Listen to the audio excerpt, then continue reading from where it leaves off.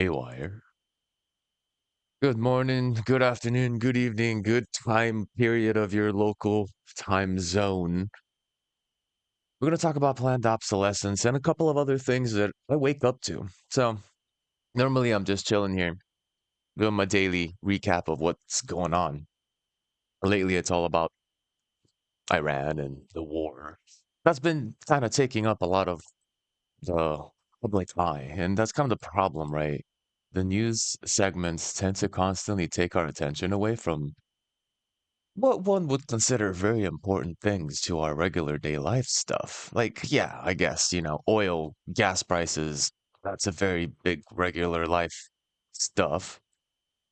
But we have to consider a bit more. There's just so much to work about, so much to think about. It's just a constant mess of chaos, especially with our politics the way it is, our bureaucracies the way they are. No, this ain't no political channel. Excuse me. I'm still waking up slightly and just drinking my coffee. It's not a political channel, but man, like, yeah, it's a part of our life. Politics are the decisions that people make on our behalf, and that basically ends up influencing the way we are, the way we live. So even though we hate politics, that's a bit of the process that affects our lives. So let's take a look real quick at this planned obsolescence thing. If you don't know, I think potentially since early 2000s, we've had this issue with technology not lasting as long as it should. It was dubbed planned obsolescence. Basically, companies need to make money, and when they sell you one thing, that's not enough. They got to resell you stuff over and over and over again. And if they give you a really good, high quality product that doesn't break and you treat it real good with responsibility, you know how you grow up with stuff and your parents be like, hey, if you take care of this Game Boy, we'll get you a phone. Don't break the Game Boy because that'll tell us you're responsible enough to have a phone. Cool. And you did all your time, your effort. You never got frustrated and threw it across the room. You maintained it to perfect condition. You probably still have it as a vintage device. But that mentality of responsibility is kind of dead because corporations don't want that. What corporations want is for you to break it as soon as possible so that they can basically, well, sell you another one. That's it. They want to keep selling you stuff. This is also the problem with like all these subscription models that we've been going through. The last 5 years, everything's become a fucking subscription. From Netflix that started, no, wasn't Netflix? What started subscriptions? I got to think about this.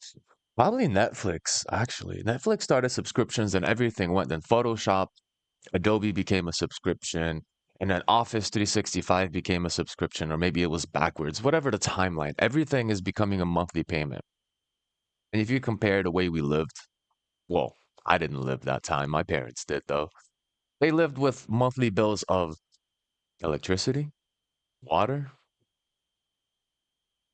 telephone, the home phone, not like a cell phone, the home phone. I don't know if y'all have a home phone, but that was a bill. Maybe cable. And there was like maybe four or five things you can count on your hands that you would pay on a monthly basis back in 19 somethings, 70s, yeah, 80s, 90s. And now everything's a freaking monthly. And you got to be very careful not to pile those up because your paycheck comes through and all of a sudden, boom, everything gone. So planned obsolescence is the newest kicker, or at least has been showing its face a lot lately. On the basis of Apple phones updating their software to brick your device so you can go ahead and get the next gen iPhone. It really did kind of manifest with the mobile devices. They had like this 2 year refresh, and me working in the industry selling these devices for my earlier work time period. It was a very big basis of, you know, you signed a plan with T-Mobile, Verizon for 2 years, and you would basically use that phone for 2 years with the low payment, the monthly payment, which they still make more money off of than you buy it off directly. They make money off of those payments. And by the time you pay it off in 2 years, a new phone comes out, your phone starts going slow, and all of a sudden you're like, wait a minute, do I need the new one? Do I need to go on another 2-year payment plan? And then we put you on that plan. It was so strategic in Apple's case. I worked with Apple. It was so strategic that they even had like those mid-tier phones that came out every year. Like you would get like iPhone 9 coming out. I don't know what year it was. Some even year, like 2000 and I don't know, 14, whatever. I don't know. It's not the point on when. It's really the factor of the process, the algorithm, right? Their algorithm was iPhone 9 comes out 2014, iPhone 9s came out 2015, iPhone 10 came out 2016. You notice what happened? Maybe you don't because the math doesn't work out in voice as much. But what they were basically doing is they realized that not everyone upgraded on the release of the 9. There were some people that had a schedule to update as soon as possible, which would be probably the people that could afford it. And then there was another group of people that would buy the next year model, which basically put them on the spot of, hey, we have two groups of people that we need to constantly upgrade. Let's keep releasing a main tier and then a mid kind of tier. No, not a mid tier, like not quality wise, just like time wise. So they get the 9 out one year, the 9S out the next year. And the 9, everyone that wanted to be the newest holder of some new technology because everyone's a tech nerd when you buy stuff, apparently. You don't have to understand what you're using or what you're buying. You just have to buy it. That's what makes you a tech nerd in the early 2000s. Then the other people would buy it in 2015, the next year, for the 9S. So they would completely engulf people in this month by month subscription model that would refresh every 2 years because that was the plan. That was the plan, is to have everyone constantly be paying for that service. And if you didn't decide to, and you were like, oh, you know what? My iPhone 9 is doing just great. Well, you know what? Somewhere down the line, they're going to give you an update that kills your battery in about hours. And all of a sudden, your iPhone went from, well, 20 hours to like 2 because of an update that decided to overdrive your hardware and destroy the power of, well, probably, it's hard to really describe what they're doing because it is all alleged, right? There are some hints at it happening, but it could be one of two things. It could be throttling up your hardware without limitation on power consumption and saving. And then also running a bunch of extra services in the background to constantly strain that hardware to drain the battery, which would also explain why phones tend to get slower, quote unquote. Hardware level is already pretty much straightforward. It's like, honestly, the hardware we have is pretty intense. But anyway, so there's this planned obsolescence format. Fridges used to work for like ages. You probably have grandma and grandpa still rocking that fridge from the 1950s. But what's up with our fridges? I thought they were high quality, smart. Yeah, well, they got so many parts now that one little piece breaks and all of a sudden the whole thing is unfunctional. So that's how technology progressed. It went from a very stable, high quality, long lasting piece of hardware to a piece of crap that basically, well, had a purpose of constantly needing to be refreshed. So we're going to do a little bit on the 5090 today. Just saw this and I was interested in taking a look at the details because I'm very, very suspicious of Nvidia, and I'm very suspicious of the Nvidia 5090 because the actual hardware difference between the 4090 and the 5090 or the 40 series and the 50 series is like 5-10%. It's not much of a boost in productivity or power. It's not much. So why even bring out the 5090? Well, they probably have a set of hardware that's beneficial to the company, and they want to make it seem like it's a better buy, but it probably isn't. So let's take a look at what's here. Internet. Today I'm going to show you how I went about fixing this 5090 that came in for repair. The guy said that it was not posting after putting it in the water block. Now, I couldn't find any issues that would immediately be related to the water block, but one of the interesting issues, and the whole reason why I'm doing this video is because the issue was really interesting, was that it had all the voltages except one. As many of you may already know, 5090s brought back MSVDD. Hmm. MSVDD are a separate power stage that a power phase that powers the core. Because the core is powered by MSVDD, we have the NVVDD, and obviously the memory. The memory phase does not power just the memory chip, it also powers the memory controller inside the core and a whole bunch of memory related things. Regardless,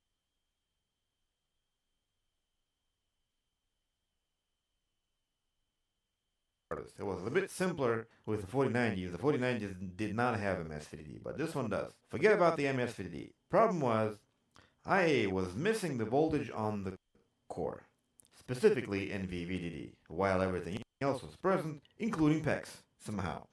So, and the board was pulling about 2 amps, and that was a dead giveaway. Usually, a board like this would just pull like 3 and a jump from 3 to 5 just kind of randomly. And so I started poking around, and first suspect would be this. I thought maybe there's a physical damage on the board, but I couldn't find anything. So I started looking into this one little chip. And what's annoying about these boards is that this one little chip controls every single phase on the board. It controls MSVDD, it controls NVVDD, it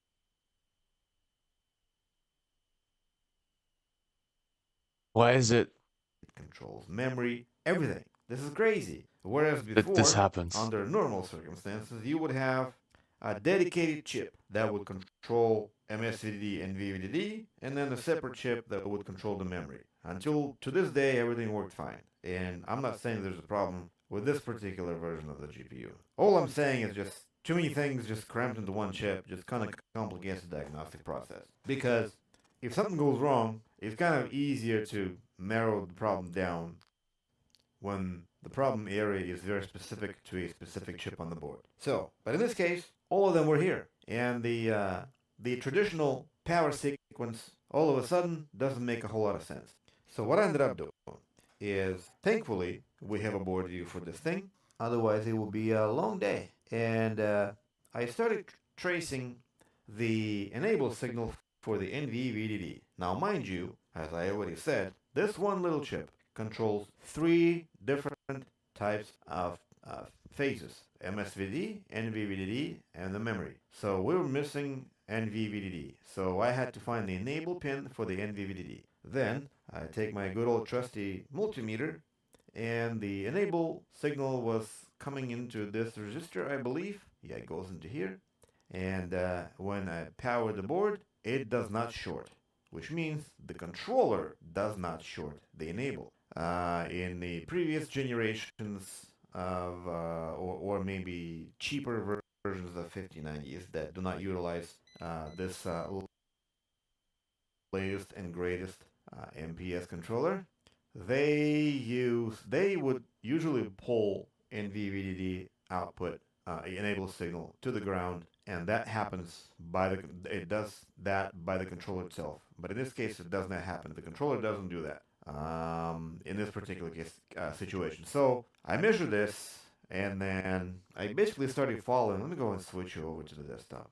I basically started following this resistor here. So we don't have these 2 resistors on the board, and we can look at the net, see where that goes. Chip, so that goes to the chip. Now the ferrite capacitor, so we don't have these two. Oh, so the only thing that I have here is this resistor. That's a 0 ohm. I checked that. It was indeed 0 ohm. Then we click here, and then we follow where that resistor goes. That resistor goes all the way to the bottom of the board. Let me go and show it to you. So that goes all the way to the bottom of the C, right? I think it goes right here. Yeah.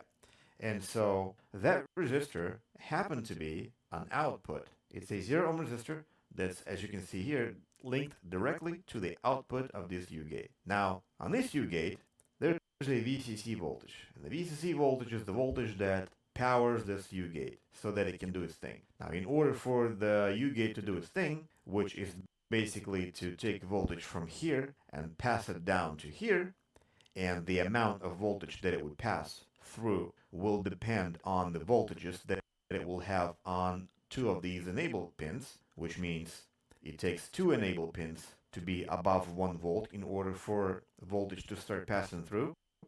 And so then I measured this pin and we had 0 volts on it. So immediately I'm thinking one of the inputs is missing. And obviously the input 2 was missing. And the input 2, or the enable 2, is missing because of this resistor. And that's why I'm doing this video, because this resistor here is more than likely going to give you trouble more than once. And so I'm doing this video so that people who are in this business, if they see 5090 from Gigabyte, whether it's AORS or gaming, it will most likely be a problem with this resistor.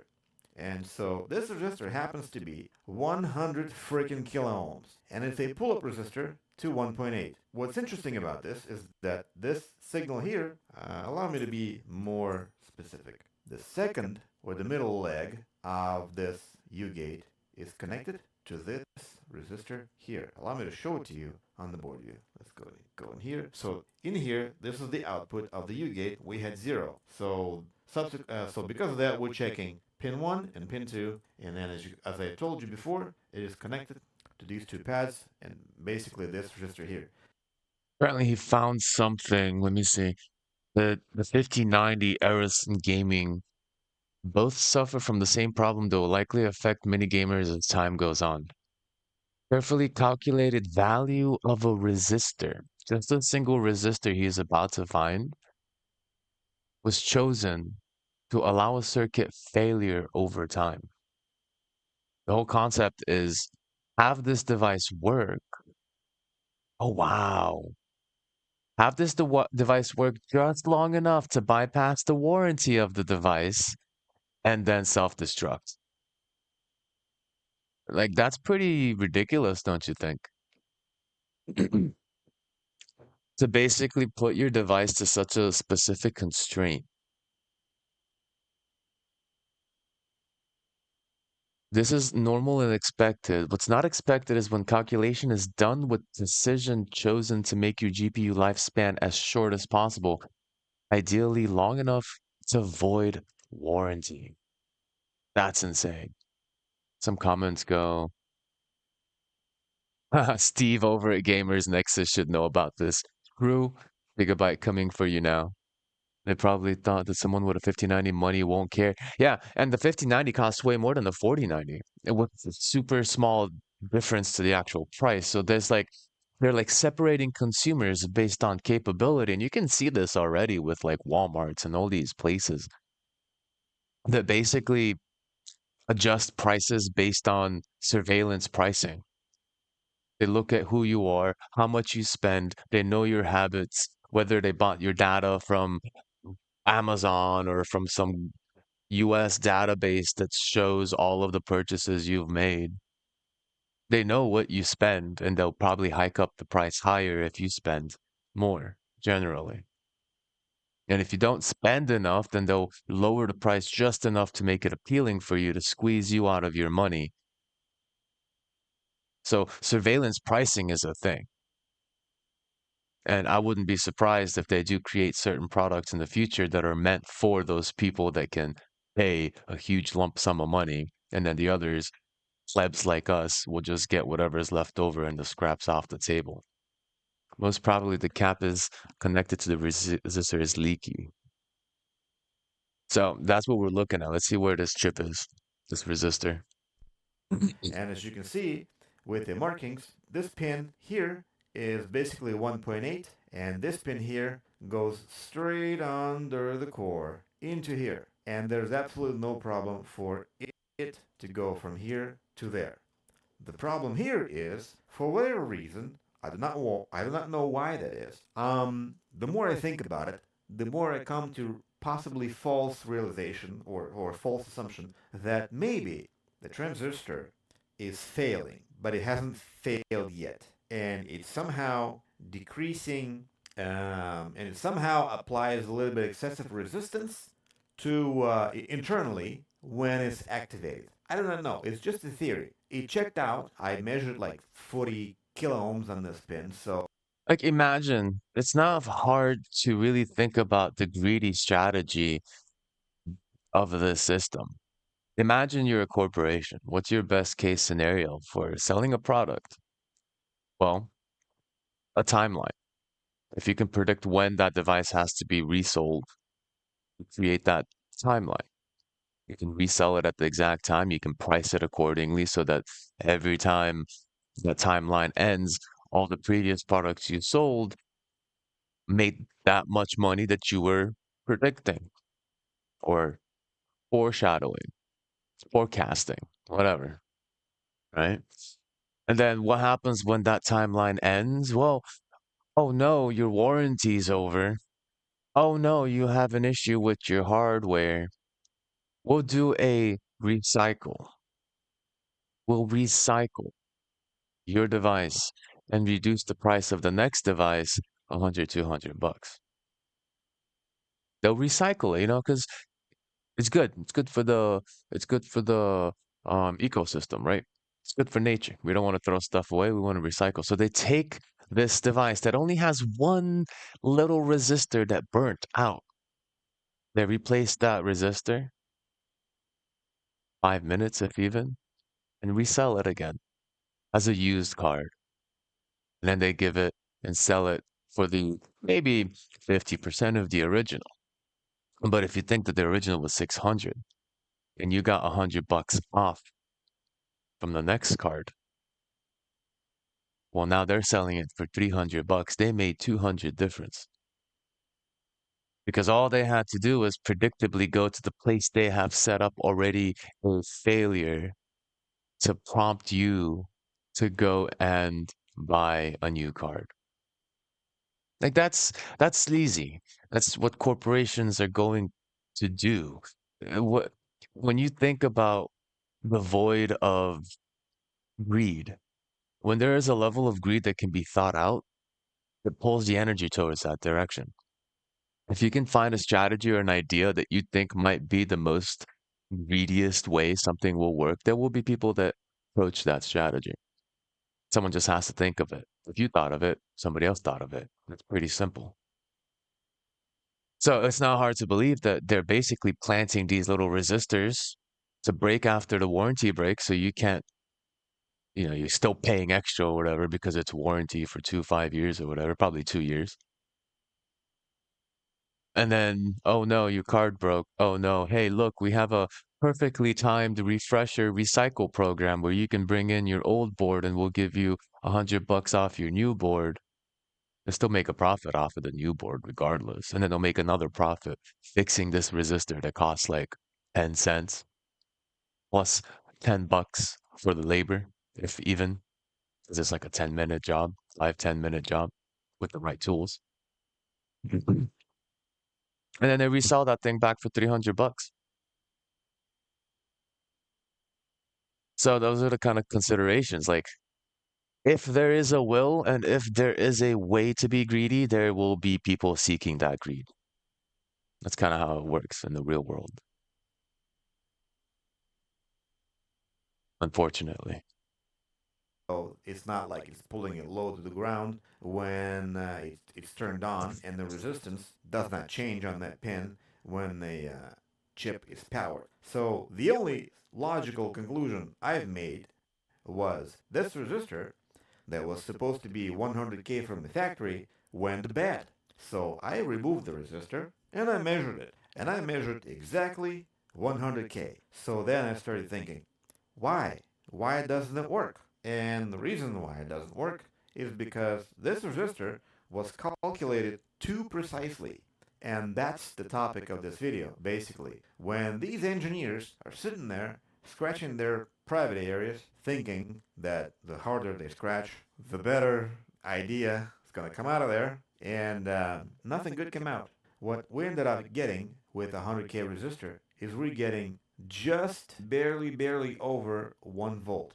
Now that 1 volt would be there theoretically. In practice, because components degrade, transistors could develop internal resistance as they get turned on, subsequently causing that 100 kilo ohm value being too high. And I think they're counting on it. I think they're counting on the internal resistance of the transistor starting to fail when it's powered, just to basically implement a time bomb on your device so that it would fail in the most invisible way possible. And so what I ended up doing is I just took this 100 and I started experimenting. And I took it down to 80K. I've gained maybe a few millivolts, but in order for the enable to work properly, the voltage has to be at least 1 volt. But it wasn't. It was 0.99 something. It was just under 1 volt. And so with an 80K, I gained maybe a few millivolts, but I was not getting that 1 volt that I was looking for. And so instead of playing around and getting myself exactly 1 volt, so that way my idea would be just as genius as the Gigabyte engineers, I ended up overshooting the voltage by 100 millivolts just to be safe. And so I ended up putting, I think, like 20 some kilo ohm resistor here. And then we're finally getting 1.1 volt on this pin. And so that gives me extra room for this transistor to start developing internal resistance once it's powered. And I have to highlight this point that the internal resistance of this, correct me if I'm wrong, could drop, affecting this resistor's ability to push Oh, let's 1.8 see. volt into Hello. this pin. Now, it does not happen. Oh, got a question in here. Hold on. Let me bring you up. Mastro. Was going down Mastro. Let's see, what's the question? Just chilling. Let's see what you got. Hey Chris, I discovered you searching about script in Greyhack game, and I found one of those few videos really interesting and explicative. You talk about understanding 85% variables and so 50% imports, and so I really hope you'll do some other videos about it. Oh, also it's backwards, but yeah, that's fair. I thought you had a question, but if you do have questions, let me know. I can answer some of it here. So, like, I mean, just to kind of go on the programming side for a little bit, I'm fired up about programming, right? Looking at a bunch of resistors on a board, and it's kind of like making me drowsy if I didn't have my coffee. Um, the 85% is the imports. So the 85% is the bigger piece of the pie that really goes to a lot of different subjects. The 15% is really the base. It's the foundation. And it's basically the same between all languages, at least in concept. Like what an if statement is, a for loop, a while, a variable, an array, a Boolean, etc., right? An object, a class, an import. So like the 15% is the fastest that you can learn because it's like a set stuff. Yeah, no problem. So it's like the fastest you can learn. So I always recommend like before diving into the 85, maybe you want to learn a couple of languages and really understand what you're learning because every language is different, right? So I just recently built a POS system. I had a client that wanted to basically create a terminal for their brick and mortar laundromat.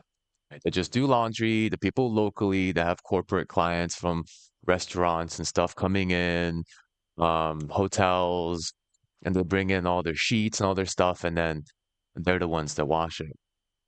And they were like, "Hey, can you make us a program because ours is really old and we need to update?" I'm like, "Okay." And I was thinking, all right, what should I do? This is my thinking process. What should I do to be able to make this as accessible to them, not complicated, and also easy to back up, easy to access, and basically be one of those applications that is least friction. So I had options. I could have made the same type of application they were used to, which would be like a C++ or C sharp or even Java if I decided to go that route. But that would mean I would have to install it on every single PC or device that they wanted access to it. Installations, configurations, accessing a database on a remote server, risking security issue because now that database has to give access to random IP addresses that I have to approve. Like there's just a lot of layers to that. So I'm like, no, I don't think they need a C++ one, right? I'm like, all right, well, Python's pretty cool, but that kind of follows the same basis. You'd have to create a client on their computer, like basically a application. And then you still have the same hangups. You have to access um, the database. That's the biggest part of security for me. Anytime you open access to your database to outside general applications, you make it more visible, you make it less secure.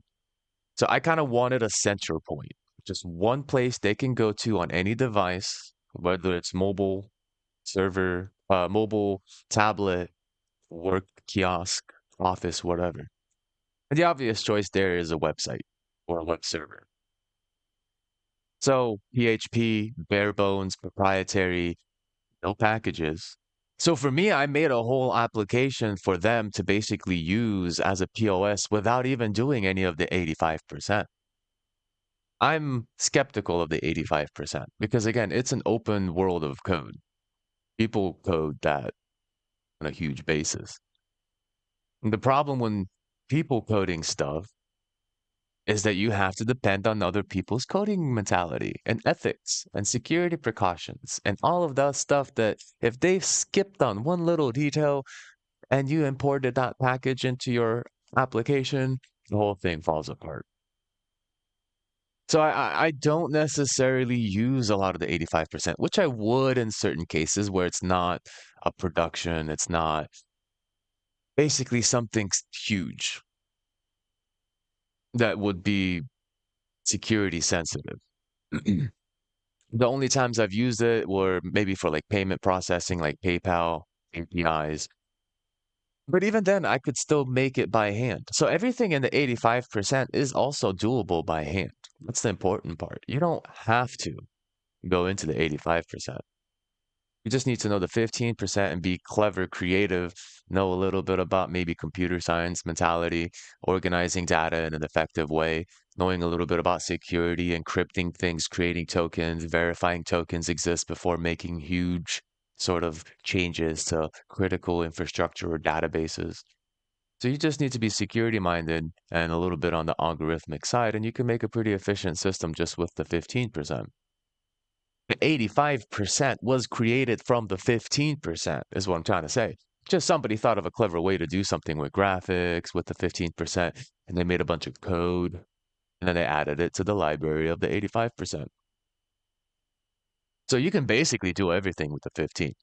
But, when you're playing around, you want to create something cool, why not use the 85? If it's a personal project, it's not going to be hosted on the front end. You're not going to have people accessing it on a daily basis. You're not going to have people probing and trying to figure out, hey, is this website using certain packages that I know have issues? And then they start probing in the API and trying to figure out, oh, it responded because this API responds to this query. Oh, they must have this. So now I can do a something injection and I know there's an exploit in there, sort of thing. That's the biggest issue is like I don't necessarily like using the 85. That's a given. It's there, I would say for fun and entertainment in a way. But the idea there is basically that you have a choice.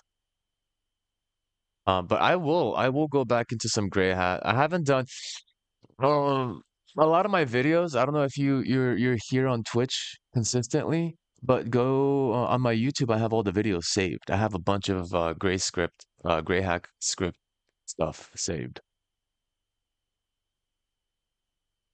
I love to understand better this world, even if it's not the same anymore as AI world. It is. Unfortunately, I'm at work and there are a lot of noise here. I'm able to catch some of what you say and understanding the juice of what you're saying, but cannot dive into it. That's fair. I guess I'll hear this again later today. Big thanks. Yeah, no problem. And again, like everything's recorded on YouTube because Twitch has like I don't know, it has like a week time span. I just approached a bit into Python just because I love the structure, how it's written. Oh, dude, Python's great. If you like Python, you like Lua also. Lua is a bit more on the like gaming side if you decided to do gaming, but they have a very similar structure. It's so clean. The only thing you got to do is be really organized with your tabs. That's it. But the general sense of things, Python does so many shortcuts that you can take a piece of code that would take you like 100 lines in C++ plus plus or Java, and Python can do it for you in like 5 to 10 lines without packages. One line with packages. Imports 85%, right? Mm.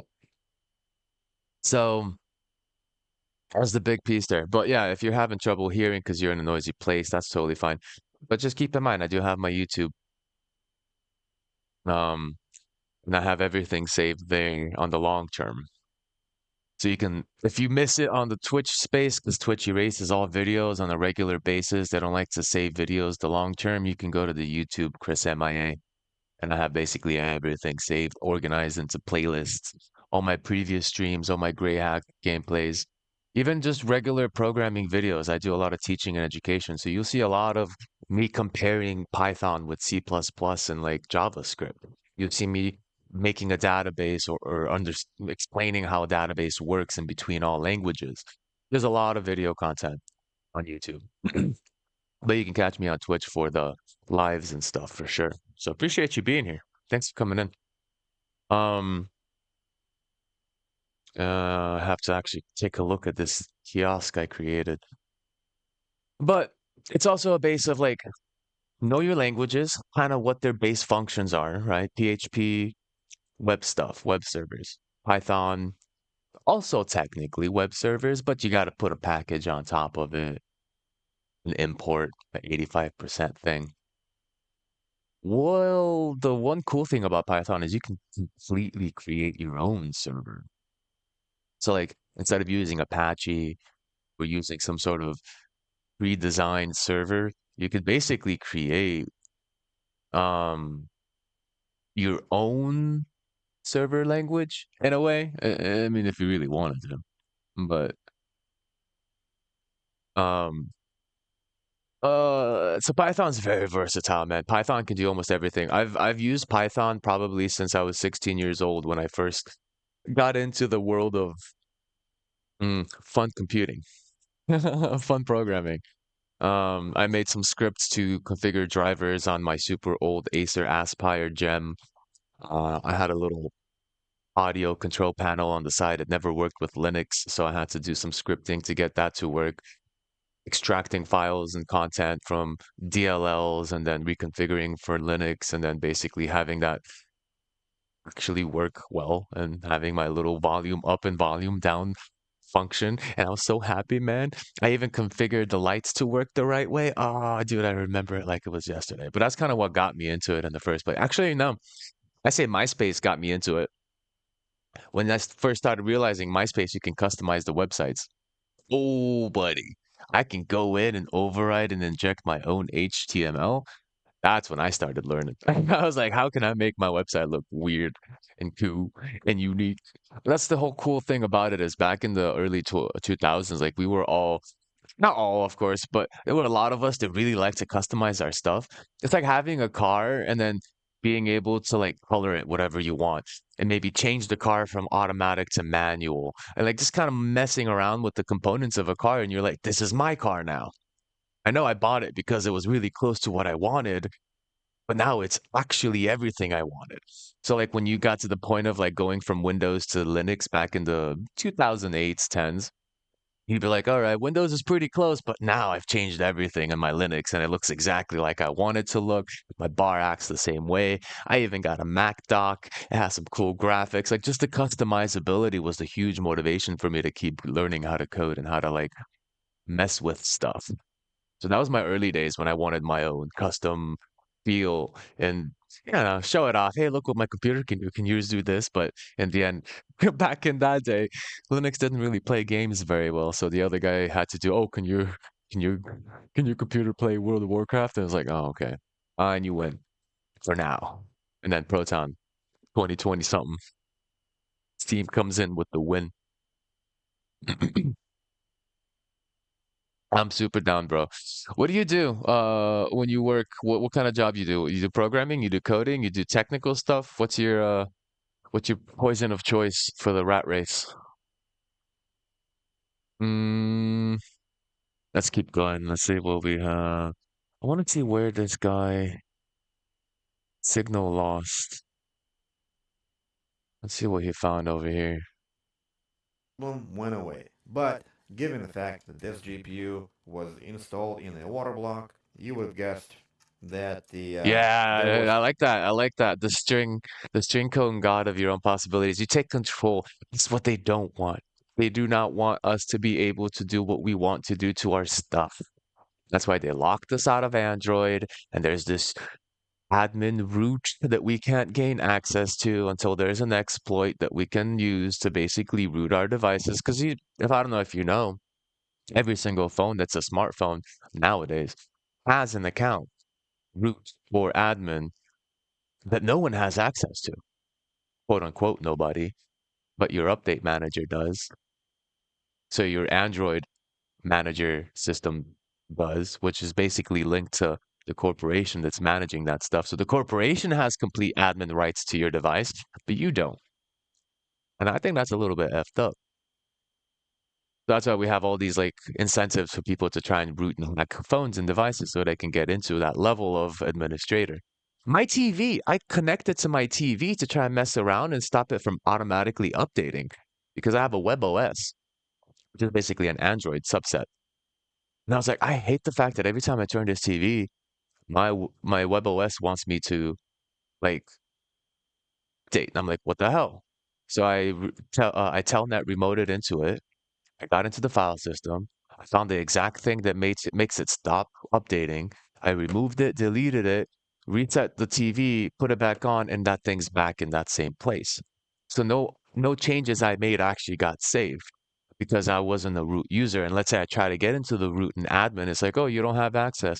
And I'm thinking like, man, what the hell am I paying for? Like, if I pay for this device, isn't it supposed to be under my name and my jurisdiction? No, no, it's cheap, right? It's cheap. A TV should cost what, $1,000, $2,000, but it's $200 or $100 or 150. Why? Because you don't actually own it. You're compensating somebody else's access into your TV from the outside. And the reason I don't want to update my WebOS is because the last time I heard about LG, they were trying to pair up with Copilot and put some stupid piece of crap AI in my TV. And I'm like, no, get the hell out of here. Like, I was so pissed off when I heard about that. Like, they're really trying to they're trying to justify AI, and it's ridiculous because AI doesn't actually do shit. It's like an encyclopedia. It's like, great, let's replace the internet with a AI model. That's the best you can do. And what they did was they trained these AI models on everyone's data, public data. Oh, they can argue, oh, we just trained it on Reddit and public information. Yeah, okay. That's still people's pride and joy. Like they created that content. So when they complain that China's using OpenAI to train their DeepSeek, and they're like, oh, but that's our information, that's our creation. You can't steal our AI bot or the information of our AI bot. And then the rest of us are like, hey, dude, you stole from us. You stole from the internet. Don't you start talking about stealing because thieves among thieves is not a very good it's not a very good humbling statement you're doing there. You might want to just keep quiet and let them do what they're doing because if you start complaining about who stole what from whom, people are going to be like, well, if you could complain about DeepSeek stealing from your AI bot, we can complain about your AI bot stealing from us on the internet. And this was a problem because like at the beginning, like what was it? Google was AI summary was basically taking like 30, 40% of um the traffic that would normally go to like small websites that would give you articles about information. And then you would go to that small website, you'd read their article that they created, that they researched. But now Google does a summary. You don't have to click on their tiny little website and they lose people because of an AI summarizing the content. So it's messed up. Even Google's doing it. Everyone's doing it. They're just basically trying to be the center point. Like the way Google took over the search engine world and they became the verb for searching online. Yahoo didn't cut it. Sorry. Yahoo didn't really do it. But man, it's just chaos, man. It's chaos. Um, yeah, we do need to kind of like work on our mm, freedoms, if you will. We need to work on a way to get back the rights that we have for the things we owned. Because I mean, it went through a subscription model, and now it's not even the case of subscription. It's like whether we actually own what we have.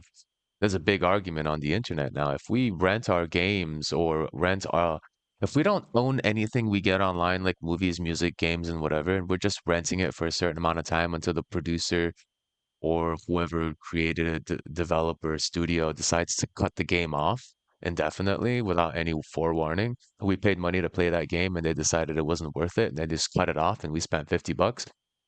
If we don't own the rights to that game, well, if there's no ownership, there's no stealing because piracy is coming back. That stuff is coming back quick because every time companies abuse their power in the space of ownership, people strike back. We saw this with when digitalization happened, everyone with iTunes was selling MP3s and stuff, right? They were selling MP3s back in 2010 early. And then we had BearShare and LimeWire and all of these websites that basically fought against that fact. The problem is we never got like a good point in time to really settle what digital products are. Because digital products aren't like physical products. Digital products you can copy and paste. And we never figured out a way how to figure out how to control that, or at least have some sort of honest distribution method. Yeah, the lodge is clear to me. Yeah, I mean, the direction has been going in this way. We've seen it slowly. And then actually, in the last 5 years since COVID, they've been pushing it even harder, which is weird, which is really suspicious. So we never settled on what a digital product actually is because you can copy and paste it without effort, without extra work, but you can't copy and paste a toothbrush, right? You can't copy and paste a computer. Those are physical products and they have a specific jurisdiction in the way that we sell and manage and work with physical products in the economy, but we still haven't figured out digital products. So they're all trying to like DRM lock them. They're trying to make these digital products unique so that you can't copy and paste them. And people are breaking the locks constantly. So it's like this constant fight of we haven't figured out how to manage digital products in a physical product world. And it's been like 50 years, dude. Corporations want to lock everything down. People for freedom want to keep everything open. Like they're even trying to like destroy all the vintage games like Sega Genesis, Nintendo, um 64, N64s, GameCubes. Like you could potentially find a GameCube on a Switch or something in the emulator, but can you find like the original Super Smash Bros. Without an emulator? Probably not. Not on the stores. And even if you could, probably would be like such a niche product. Having it as an offer to buy on the store would cost more in actual physical space than what people would actually pay to play it, maybe. Until one day everyone's all like crazed up about the original Super Smash Bros. On N64 and everyone buys it. And then maybe they'll make a profit. But until then, they'll just be taking up some server space on the image. So they'll be paying for something that doesn't have to be essentially there. So that's what they do. They try to micromanage every single thing, optimize their output and their money making. And that includes locking games, deleting vintage games, old games, ignoring them. But at this point, the internet's vast. And hopefully, the thing about it is we don't get it locked up. We don't want like the archive.org to get destroyed.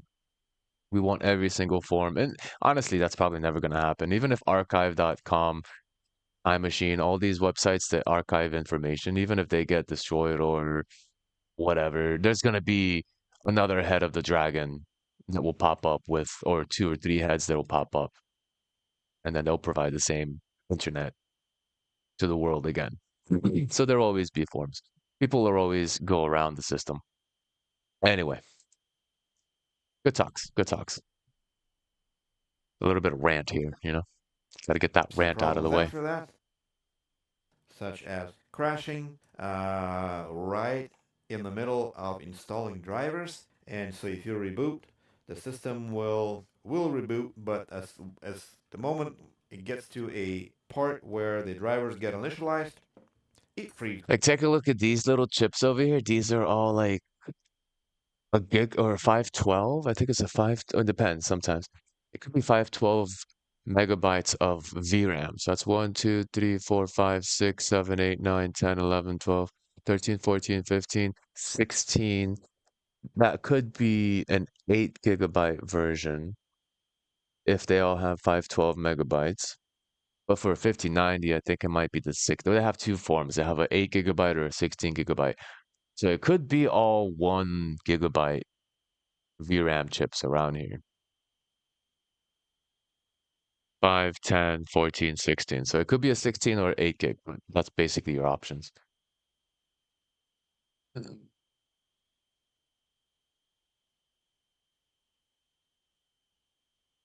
The change is always slow enough to be undetectable, but this time, beside the people that are comfortable with the way things are going, many others can smell the burnt field.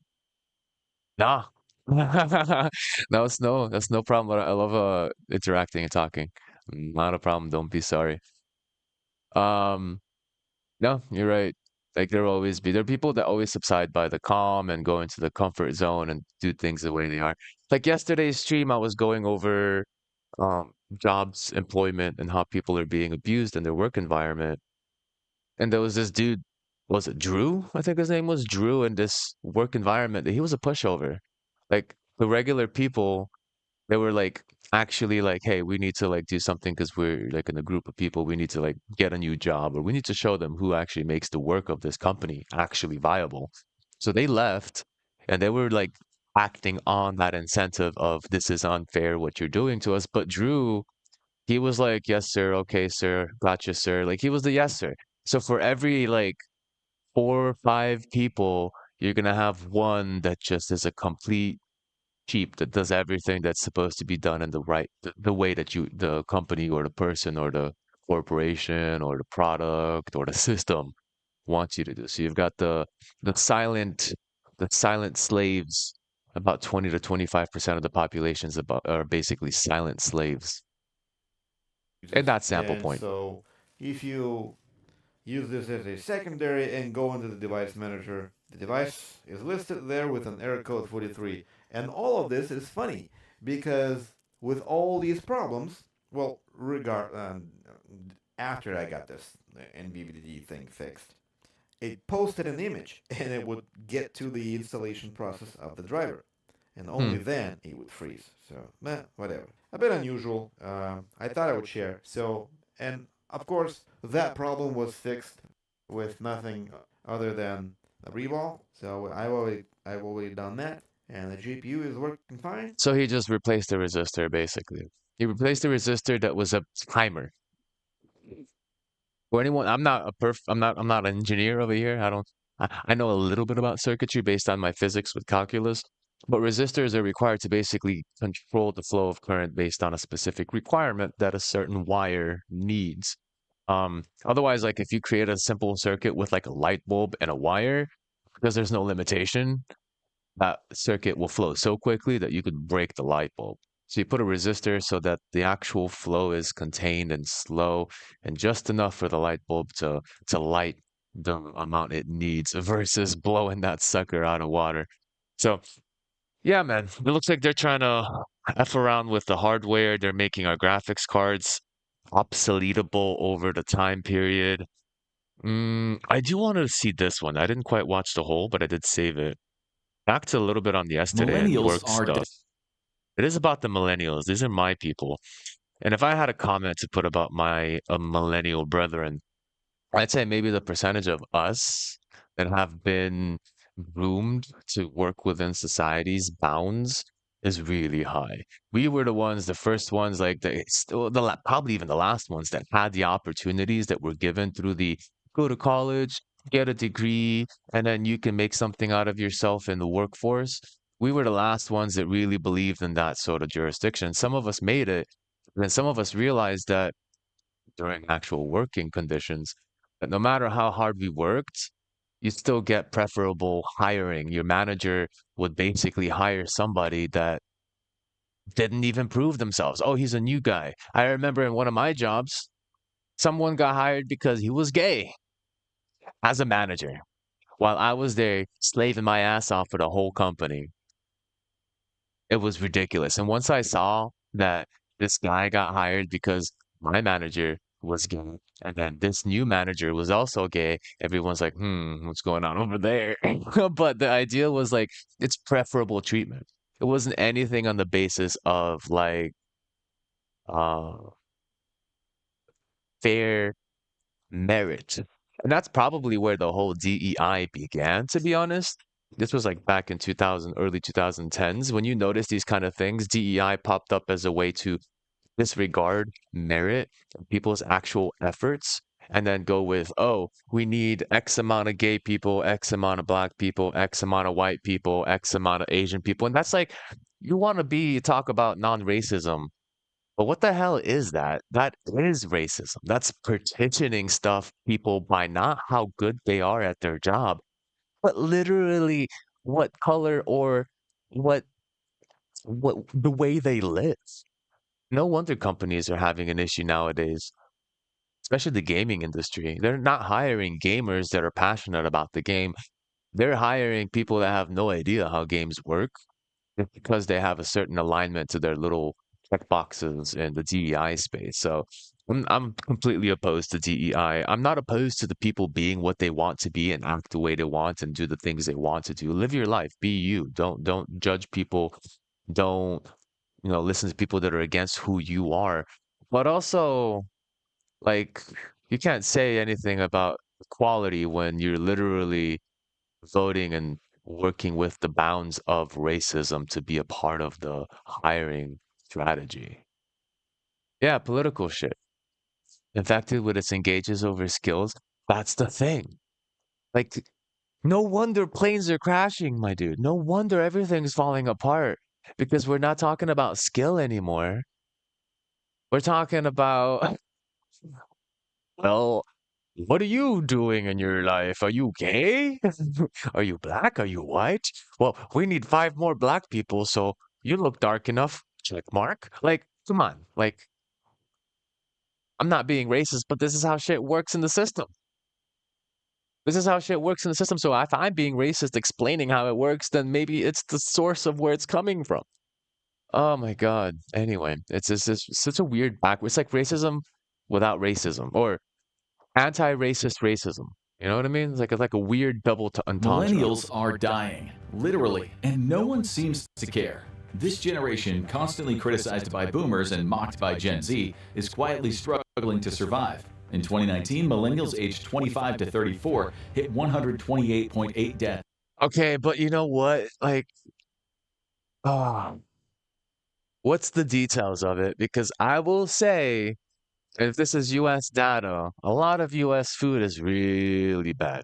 It's really unhealthy. Like people be obese, people be not eating the salads, people not actually eating a balanced diet with vitamins and everything they need to survive. So like, is it a millennial thing? Probably, maybe because they weren't taught to eat correctly. We grew up on the fast food world. We grew up on our parents being too busy to cook food. So, like, my mom was too busy to cook food. She was working three jobs trying to keep us up. And so, if that was the case in my situation, I couldn't imagine other people's situations on that basis. So, like, you just ate what, McDonald's all the time or whatever was given, like, drive-throughs. Oh man, we grew up with the drive-through. That's an interesting situation there. Per 100,000, a number not seen since the mid-90s. Then COVID pushed it past 180. Why is this generation facing a crisis no one talks about? What made millennials this way, and who or what shaped their struggles? I'm Josh, and on today's episode of the Infographics Show, we're exploring the psychology of a millennial. Whether people like it or not, millennials are shaping the world. With 72.1 million of them now outnumbering the baby boomers, their impact is impossible to overlook. There is some other good and unexpected data points about millennials. They are the most independent generation in history, not just in recent decades, but in Yo, that's true though. recorded history. We saw how unfair the system is, and we said, well, not all of us, of course. There's a very big split. Again, we have like a lot of people that are Karens in the millennial space. They saw the way like independence comes in many ways, right? You got the Karens that saw exploiting emotions and I would say that's a big issue on the DEI space is millennial Karens. They saw that they can exploit politics and bureaucracy with emotional verdict, and they basically started doing the whole DEI thing. Then you got the other side of the same coin where we saw that the system's busted, and they both sides of the coin see the system's busted. One side just chose to manipulate the system, the Karens. The other side decided to basically exit the system, like me, right? So like you have these two sides of the coin where people are like not abiding by the system, by the structure that was set in place. And yeah, millennials are huge on that case scenario because we gave the system a chance and we saw it fail in front of our eyes multiple times, multiple jobs, multiple cases. We are also educated enough to realize that pensions and retirement are a myth. They're not going to happen in the next 20 years. Maybe the baby boomers are going to be the last ones with a pension and retirement. The rest of us are going to be like, what's my stock portfolio say? Do I have enough money for retirement? Like that's going to be basically the rest of the next 20, 30 years of anyone trying to retire. Just worrying about what your stock portfolio says. And yeah, we were a bit of a rebellious case. We grew up with punk rock, skating, Fuck the System, Serge Tankian, System of a Down, Disturbed. Oh, so many classics of everything's busted and we're all floating in the wind. 2025 data by Solstin shows, contrary to what the boomers, their parents, might think, millennials rank extremely high in self-reliance and autonomy. In other words, they don't just go with the flow, they carve their own path. It makes sense. They're the only generation left in the office who can use the computer without assistance. But a lot of Dude, that's actually true. Because like you think pre-millennials, you've got older people that now have learned how to Google. Congratulations. But you give them a new piece of software, they're not going to know where the edit is, where the file is, where the update is, go to help documentation to figure out how things work, let alone reading a whole help documentation. Millennials were the ones that were like, hey, we were like, let's do it. Like, for me now, I've used so much different software. I can open up a completely new software and I'll be like, okay, so this is where to put that, this is where to put this, and then I'm adjusted right away. It could be on the left side of the bar, it could be the right side of the bar, it could be in the sub menu somewhere in a single little picture icon, whatever it is. I know where the system is once I play around with it for like an hour. But you give it to anyone older than me, they're gonna be like, where do I click? What do I do? Okay, fair. Then you give it to the new kids that are supposed to be all like they're gonna be the AI kids. They're gonna be so smart. They're gonna use the latest technology. But these kids are dependent on the AI. They'll probably ask the AI how to do it. Probably maybe figure it out. I don't know.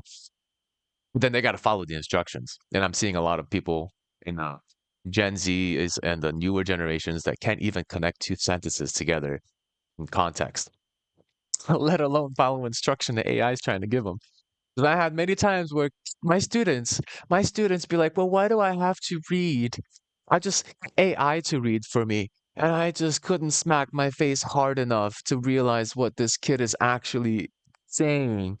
He's actually saying he just wants something else to do the work for him. So what's the point in doing that work? It's like basically a calculator. Why do I need to know math when my calculator can do it for me? It's like, oh no, we're going through this again. This was my generation case scenario.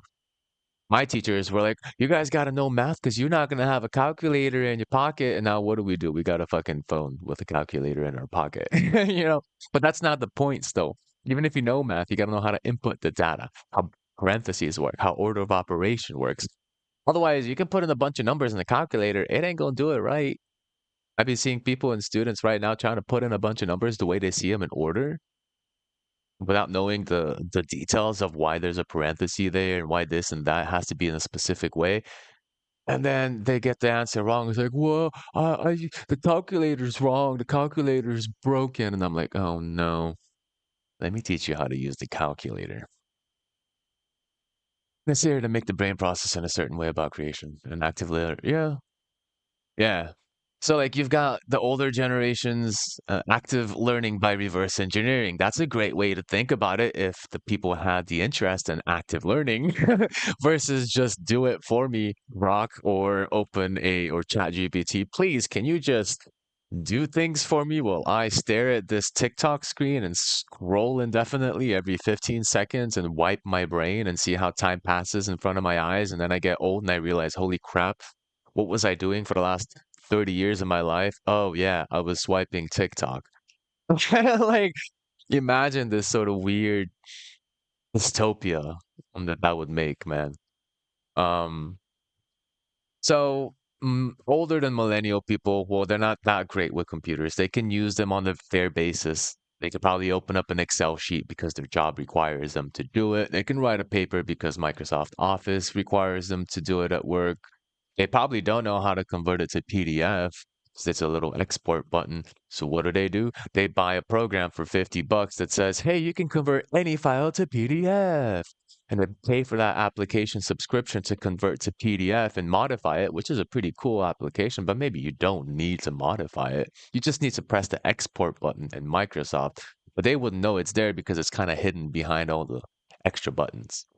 They just know where the save button is, so they can save it as a docx, but they don't know that if they just click one button below and go to export as PDF, they could have saved $50 a month subscription. Like that's the level of the previous generation's knowledge. But the millennials, we grew up with this stuff. We we live in the cesspool of this thing called the internet. We've seen the ways the internet has evolved. But we also are aware of the internet in a specific way that most aren't, especially computers in general. Maybe the millennials are going to start the Linux revolution. I wonder. A lot of other things in their lives aren't going so well. Debated. And it started before they even Yeah. got to high school. Baby boomers came into the world and the economy under completely different circumstances than millennials, and that created a disconnect. They thought that if you worked hard, you would work your way up, make good money, buy a home, and start a Yep. family. The And dream. That's just not the reality for their The children. dream. In 2022, nearly 16% of millennials still lived with their parents. Keep fighting and for at it. that time, It's the there youngest somewhere. millennial was already 26 years old. Let's say that you are a 32-year-old millennial who's moved back home with your parents. Over the past year, you've sent out 500 job applications. You started with positions in your field, and then you tried one Oh, hello? Oh, great. Hold on a second. somewhat Oh, related, and now you're just sending applications to anything that pays. And the worst part, you are a Dude, month true. away from seriously considering an OnlyFans account. Your Ah, father doesn't understand know why people. you can't just go in, introduce yourself to someone at the company, say you're looking for work. 62% of his generation agrees with that tactic compared to only 40% of millennials. Boomers stayed at the same job an average of 10 to 15 years. Millennials, well, they're lucky to get 3 to 5 years at any one company. Living together also means bringing two very different psychologies under the same roof, especially when it comes to their actual psychological state. Millennials are much more open about their emotions, their struggles, and are not against seeking help. In 2021, a survey of 2,000 Americans, 45% of millennials said that they're willing to seek therapy. Baby boomers, that number barely I don't get it. reached I'm 8%. And sending, that was in a survey taken in the but middle my of a receiving pandemic. is really When low. You would assume that people might need help. Perhaps this co-living arrangement is part of what has created such friction between the millennials and baby boomers. It's not just a media narrative. Associate Professor Felix Danbold of the UCL School of Management found that these two generations express a lot more animosity toward each other than anyone else. But Well, hell yeah, we do, because we realized the baby boomers were goddamn greedy, and they're still in politics, and they're still doing shit to make money from corporations instead of looking for the benefit of the actual like civilization. We're seeing them getting paid by corporations like Lockheed Martin and Apple and Google. We see that stuff, and they're like, "Why are you guys mad though?" Well, actually, oh, I'm so sorry, Beverly.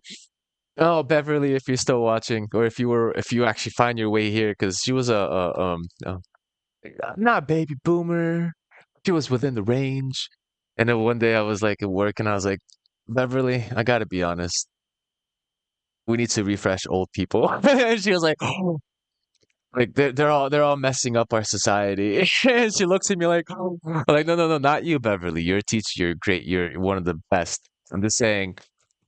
Your peers were just not performing as good as they should have, and they've been taking a lot of money from us, from the whole system for their own benefit. Like, yeah, okay, I get that. But I remember when I talked to her, I was just like listening to politics and stuff, and I was realizing that we don't have a fucking, you know, term limits. You can be as old as you want to be in politics. That's ridiculous. These old people are going senile, working in the senile, like it's almost an asylum, a mental asylum in the actual like Senate, the White House, everywhere. That's true, dude. Memeing, memeing. That is the power we have, because the thing about memes is the people that make and are within the bounds of the communication of the meme understand it. And then the old people come in and they're like, oh, what's show me the way? What do they mean by this? Like they get confused because they don't know. It's like the internal language, and that's the thing. Like every generation is gonna have it, but there is kind of a parallel between all the languages. It's almost like encrypted communication with humor, which is kind of beautiful because that's what comedy was in the first place. Comedy was the ability to make fun of situations, any situation, under the jurisdiction of comedic value, but also have like a serious, deep thought injection. That's what comedy used to be. Look at Dave Chappelle. Look at George Carlin. Look at just, I mean, there's so many examples, but they're old. They don't have the same comedy doesn't exist today. Comedy was hijacked by entertainment. Nowadays, you got retards in comedy. They don't have anything deep to say. They'll probably make fun of celebrities and all this crap, but they won't actually talk about deeper concepts. Except, oh, there was this one guy, super melatonin, super liberal. Forgot his name, but I really like him, even though I'm kind of like on the middle of the spectrum. I have to go over one of his videos one of these days. But he talks about this kind of deep stuff, a little bit extreme too. I wouldn't call him a George Carlin, but he definitely has a feel for awareness, and his comedy brings that sort of awareness. So like anytime they try to stop comedy, people revolt because comedy is comedy. Don't take it too seriously, bro. You know? But in the end, it is also a sense of awareness. The comedy comes from a source. So they're trying so hard to control the narrative and the communication that we have with each other. And memes is just another layer on top. I love memes so much because it just kind of gives this extra layer of like, you guys have no idea what's going on. And we have all the control in this meme space. And each generation is different. So once you decrypt millennials for the last 10 years, now you got to decrypt Gen Z and Gen X and every other generation. So by the time you decrypt the meme communication, you've got a new generation creating a whole new set of generational memes. So it's like it's situational. Um, and you just can't be there. I mean, that's probably why AI is going to be a big thing too, because AI could analyze the communication sources. It could decrypt everything much better, especially if it goes through all of our data. Then we have a bit of a problem on how long memes can actually last. But without that, I mean, AI is also flawed and more like an encyclopedia than an actual reasoning system. But yeah, I mean, that's where we at. We doing what we can to keep on moving. While boomers worry that millennials' values will upend their way of life, millennials are worried about something much more practical.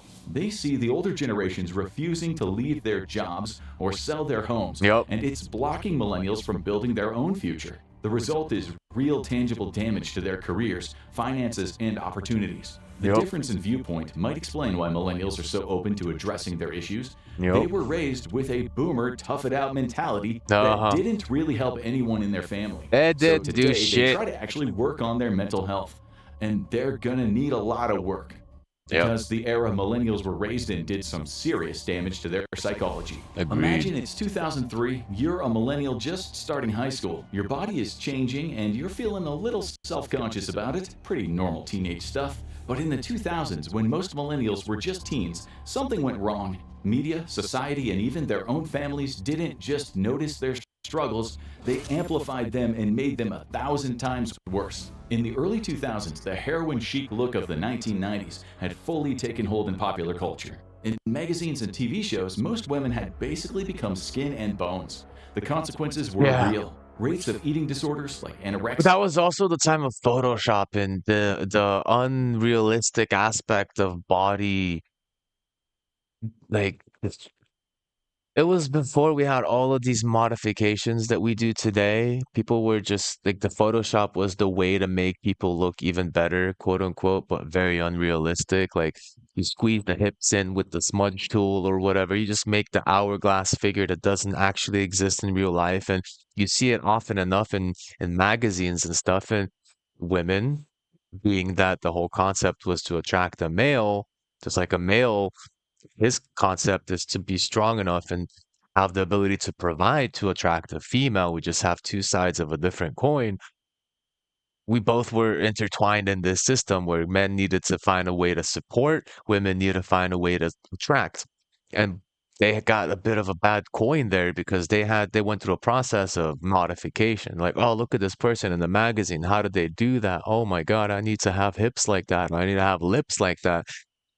And then you go later down the road when you have all this lip filler and shit, and then they modify themselves to look a specific way that they saw in a magazine that something would be particularly attractive or something. Little do they know, as soon as we detect this sort of fakery, we're like, ugh, what happened to your lips?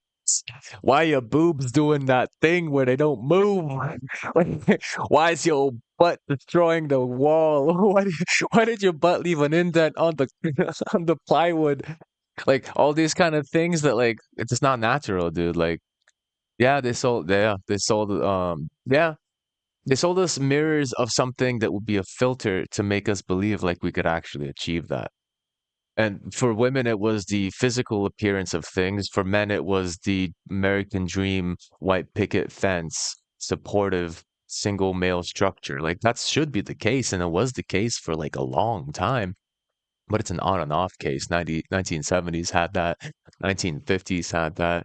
Like there were like ups and downs in the market, so you had like that general transition and ability to do so. But now we've gone far, far away from having a single um household. You basically have to live with roommates if you want to have a house or even live in a house. Otherwise, you live in a studio apartment or worse with your parents at age 35 or something. I've seen that happen too. So a lot of chaos in the system that just didn't work out very well on the behalf of the people growing into it. And that's what happened to millennials, man. They were hardened by this lifestyle. The lifestyle of being lied to, the lifestyle of putting effort into the things they wanted to do and wanted to strive to be something successful based on the history of how it used to work. And we got basically gypped, and now we're doing our own thing, working in our own ways and trying to make our ends meet and also fuck the system. It didn't really help us. I'm not gonna get more. I've never gotten government help ever. No pay, no food stamps, no nothing. If I had to get a second or third job, I'll get it. But fuck me if I depend on a system that fucked me over in the end, because that just gives them more of a right to fuck me over again. That's my mentality. Be on my own. If I gotta live on a farm and create my own food, I will do that shit. You know what I mean? Like that's the level of my mentality. I will not use the system that fucked me because that just gives them more incentive to fuck me further. Oh, you use food stamps, then you gotta do all these extra things. Like now you're enlisted and all this other stuff. Like never did any support from the government and basically just separated myself as much as I could under the basis of the requirements that I have to do as an employee of the system, of course. But as far as anything else above and beyond, I've just disconnected myself. I'm not going to get any help from these people because they're going to just fuck me over in the end, whatever it may be. And bulimia skyrocketed. According to a study by Zhao and Encinosa, between 1999 and 2000 and 2005 and 2006, eating disorder hospitalization exploded. This was especially noticeable among millennials, then in their preteen, teen, and early 20s. Hospitalizations increased 18% for people aged 12 to 19, 19% for people 19 to 30, and 119% for those under 12. An entire generation was under attack. Millennials grew up with some of the most distorted body images of all time, and that hasn't changed for many of them. In a 2020 survey tracking body confidence, the least confident group of women were millennials. Women aged 25 to 34 rated their body confidence 37 out of 100. That is barely half of a failing grade. If you're enjoying this deep dive into the psyche, but also at this point, they're getting older, and that's what the body does. It degrades over time. So can you really justify that statistic? Probably not that much, you know? But yeah, definitely follow, give a like to the infographic show. Really good. Not even that big, I believe. The guy's not, oh, well, okay, he's 15 million subscribers. No, you can follow him if you like. Hmm. They're basically trying to sell each other to each other. Like women are trying to get sold men and men are trying to get sold women, and we're both doing it in different formats. Women are trying to do it with attractiveness, which causes money in the corporate sphere of um makeup and all that crap and surgical adjustments to the body. And men, we're being sold the fact of like we need to be supportive and we need to be able to capable financially, so we go to the educational space and spend money on that basis and yada yada. So like we're both being sold each other when it's much easier than that, man. We're just letting this system fuck us over, or at least we used to. I think the new generations are kind of way more aware of this system too, but they're being a little reckless. I think I don't think they're strategically applying what they could to change the system. They're just complete like what was it? Oh my God, there was like a bunch of kids. Hold on. Hold on. Like this is how reckless they are. I don't know if you've seen this, but this is ridiculous.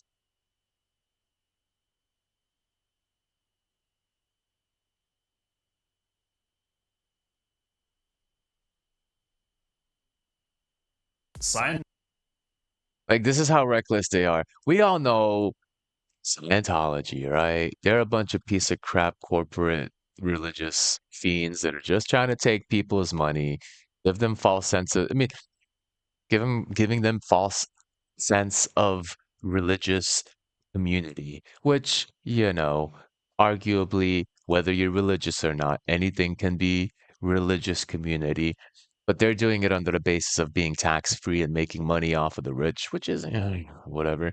But this is how reckless the new generations are.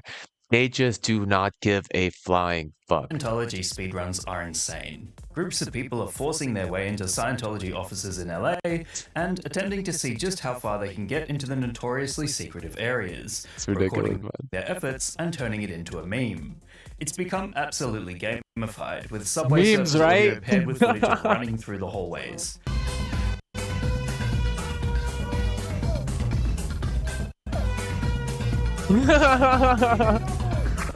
They're even mapping it out like some kind of pen and paper RPG dungeon crawler, allowing others to plot their routes in order to penetrate the bunker-like offices.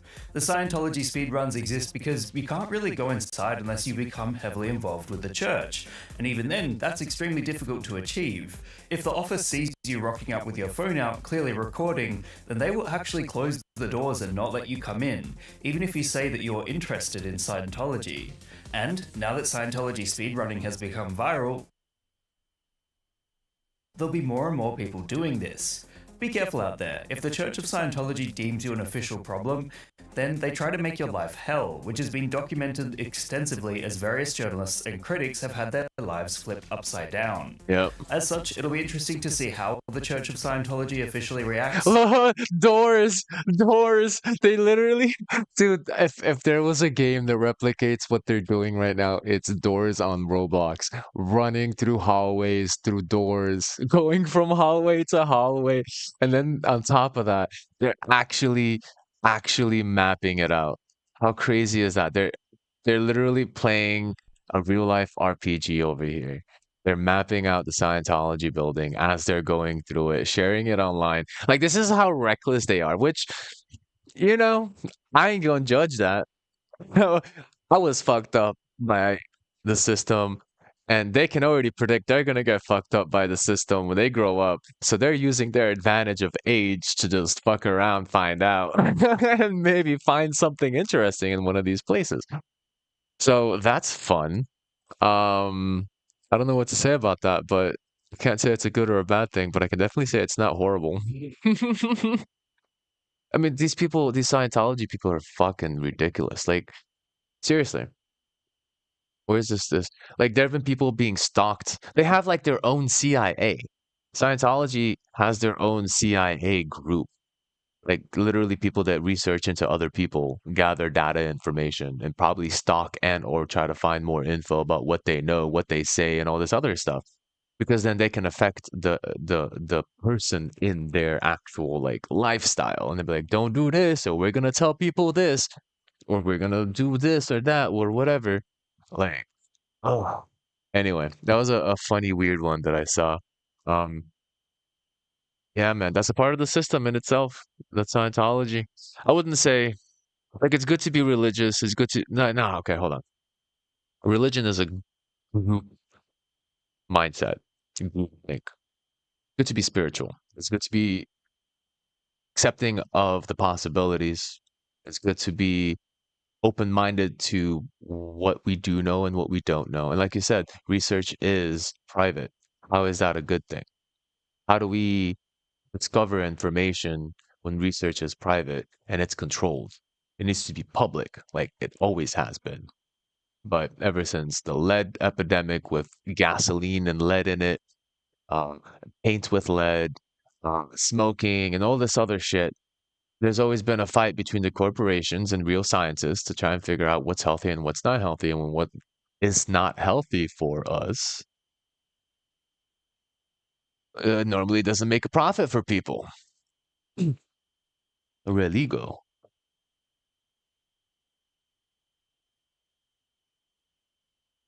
What's religo? First conjugation, supine. Religo, define. Give me details. It's an interesting concept. So it's good to be spiritual and be open to the potential magnificence of what this world could be, but also you don't want to be dogmatic in a specific way. So religo, belief system, core values, myths, dogma, explain the origin of life. Yeah, okay. Practice, rituals, prayers, festivals, fair, organization. There it is. Social structure. Chain. Is broadly defined as a social culture system involving beliefs, practices, and ethics. But you're right, it is like a chain. It's fundamentally characterized by distinction between the sacred thing as part of the holy and the profane, ordinary, everyday life stuff. So it's better to be spiritual because at least you can define for yourself what your observations of real life are. And honestly, on the basis of quantum physics, that's a better choice. Because quantum physics, when we go down to the double slit experiment, the double slit experiment shows that when we observe the subatomic level of how atoms act, like electrons specifically, when we look and measure those atoms, they act one way. When we just look at the output that they have without looking at what they're doing, they act a different way. This is kind of like life saying, hey, hint, hint, your observation of life is objective from your perspective. I don't want to say like you manifest the things that you think in your mind over and over, but you manifest the things that you think in your mind more often. Not only because you will endure those thoughts and strive to make them a reality, but potentially because there is a form of actual manifestation of observation. So if you ever seen it, this double slit experiment, very interesting level of like, observation does make a difference to the reality of things. Call it a simulation, call it God's little hint, right? Makes you think things like maybe we had dragons at some point in time. Maybe we all believed in dragons and there were dragons, and then we suddenly stopped believing in dragons and now there's no more dragons, but they're written in books, right? But we thought about them as myth. I don't know. I'm not going that far with the concept. That's a pretty cool idea, though. If life actually changes that drastically based on belief of a of a of a unified intelligence that we would share in this sort of like avatar-esque concept of connected thought, right, to the tree, right? Like the Avatar movie, not Aang, but the blue guys, right? So maybe there is a sense of this sort of observational thought. But I don't know. All I know is that the basis of the split experiment is that if you're looking at an electron, it does one thing. If you stop looking at it, it does something else. Literally by observational adjustment. Really fucking weird. Anyway. Yep, that's crazy stuff. So I think spirituality in the basis of is much more powerful, much more objective, and much more personal and Then for better. life, hustle culture, otherwise known as the road to burnout. You're a millennial in 2006, you're just about to graduate high school, your parents, your guidance counselors, the entire world is telling you college is not only important, but necessary. You might even be the first generation in your family to get a university degree. You start applying to the best schools you could get into, and then it happens. You get accepted to your dream school, and then Yay! you see the tuition. Your jaw drops. Maybe you can pick up some extra work to cover it. Oh, Maybe dude. not so fast. One study found that from 1988 to 2018, tuition at private colleges increased by 129% on average. Yeah. The more affordable public school options, those skyrocketed by a massive 213%. In the past, Yep. people could use the salary from a summer and/or part-time job to pay off their tuition costs. Yep. That wasn't really the case for most millennials by the Nope. time they got to college. Guess it's time for a loan that will in no way, shape, or form affect your future. Yeah. After all, that degree is gonna get you a job making some serious money, right? That's the promise. Get a loan. And that's basically the promise now with fucking all these buy now, pay later loans. Why pay now when you could just pay it later? Oh, it just feeds on the human instinct of procrastination. I thought we were supposed to overcome this stupid thing. We were taught in class and in school to stop procrastinating, and all of a sudden our whole system uses it to its benefit. Crazy, right? Right? Not for most millennials. One study found that by the age of 35, 17% of baby boomers had followed a path through college to a prestigious and well-paying professional career like law or medicine. At age 35, only 7.3% of millennials had done the same. That is less than half. So Yeah. why aren't millennials making their way into high-paying careers, worsening their psychological load? Well, because the system has made it almost impossible for them to do so. Creating Yeah, the we reviewed the concept of this hamster wheel life cycle. You get comfortable in a job and you don't show a specific set of traits and you don't expand your knowledge and the next step ladder above you, and you don't teach yourself, which means you'd have to take your own time to learn the things you need for your promotion. They don't teach you the promotion. There's no incentive for them to move you because you're perfect at your job now. It will cost more money to have to retrain you for the next job. So stay where you are for the next 30 years and we'll all be happy. You'll be stuck here and we'll be fine with you being an office monkey. Being fed, being fed to the wolves, you mean? Being fed to the wolves. The All of awful us. hustle culture that quickly became psychological burnout for most. And why are the millennials burning out? They entered the job market during one of the worst recessions in recent memory. Jobs on the ground were scarce, entry-level wages were relatively low, and people were grateful for anything they could get. Kellogg School of Management professor of strategy Nicola Bianchi studied the conditions Wait, did he say Kellogg's? Like Kellogg's cereal? Hold on. Yeah, Kellogg School of Management. Kellogg has a School of Management?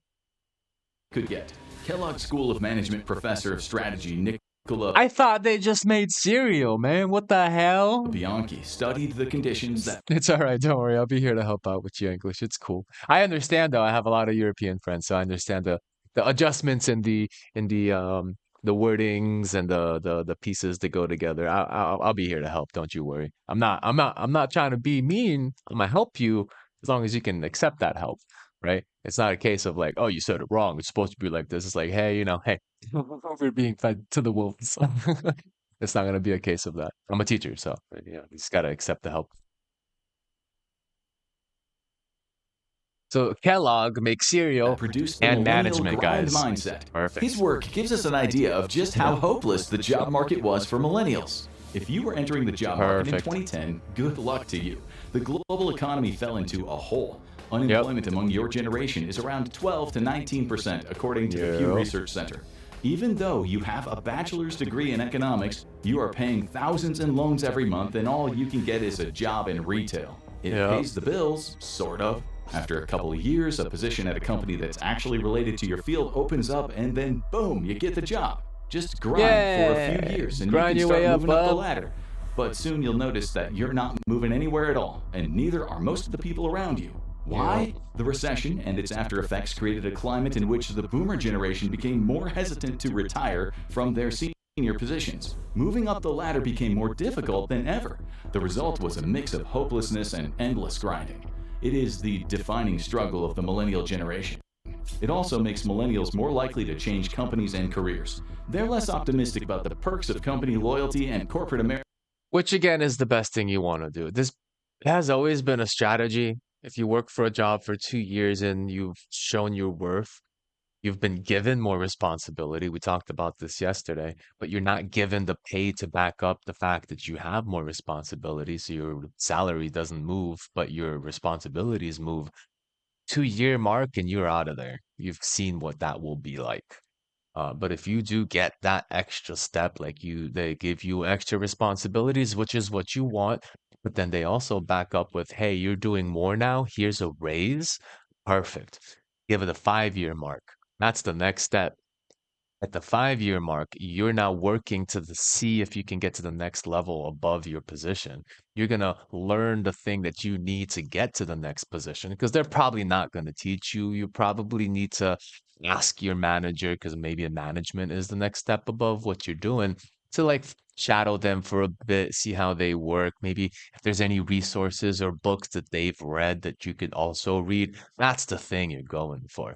But if still you go through the extra effort and you get to a certain point and you've learned everything you need and the 5 year mark, you ask for that promotion and they don't give it to you, you switch jobs. That's it.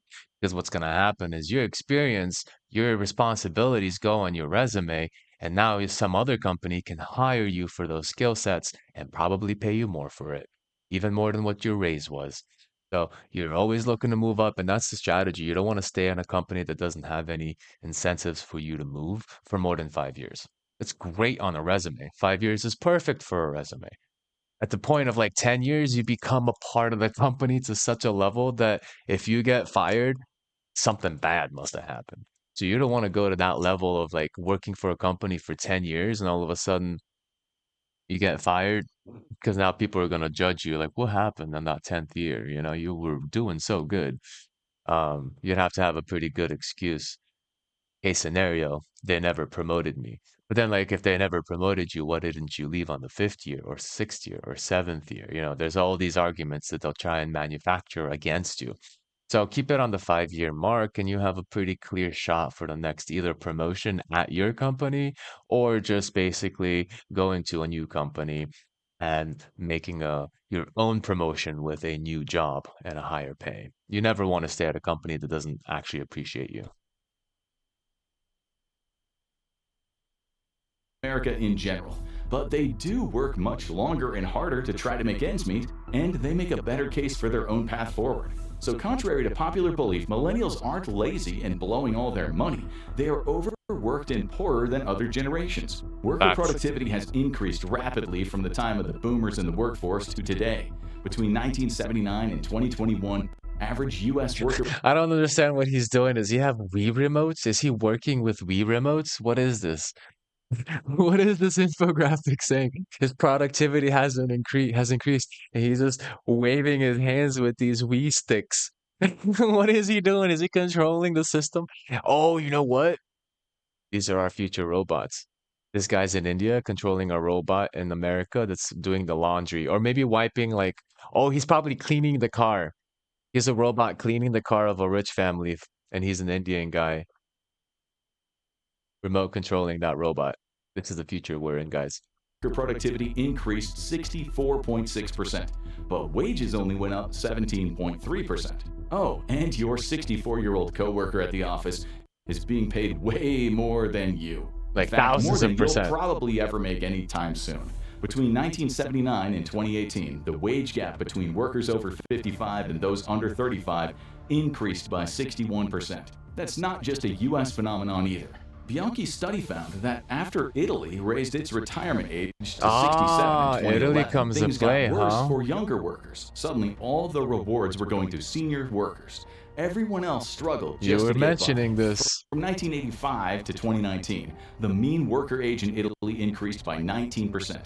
Over the same period, anyone over 55 also started making bank.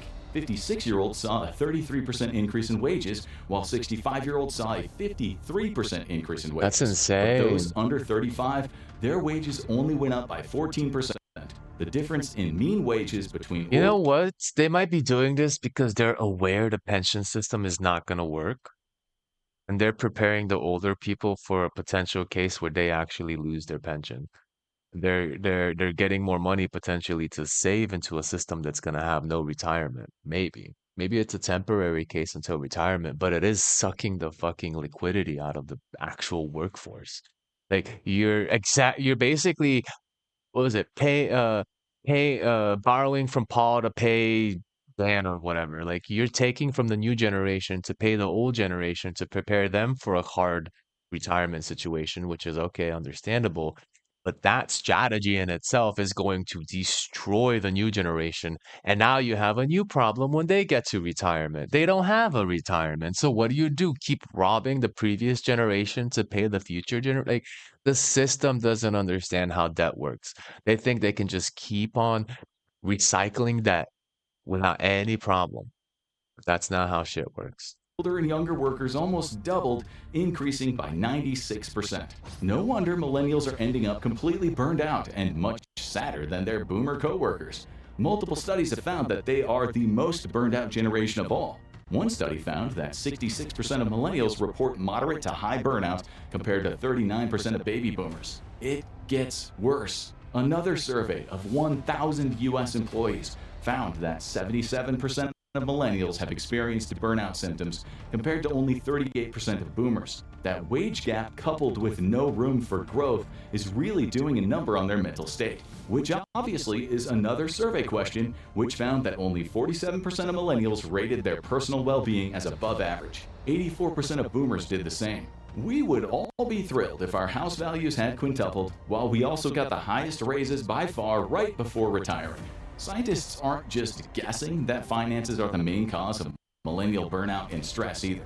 The APA's 2023 Stress in America survey found that millennials are drowning in financial stress. 67% of 18 to 34-year-olds and 63% of 35 to 44-year-olds feel completely consumed by money worries. Boomers, well, just 13%. Money is crushing millennials. And while they've gotten some pretty weak raises, it doesn't translate to a better quality of life. Oxfam found out that workers aged 25 to 34 are earning about $4,200 less than they would have 30 years ago.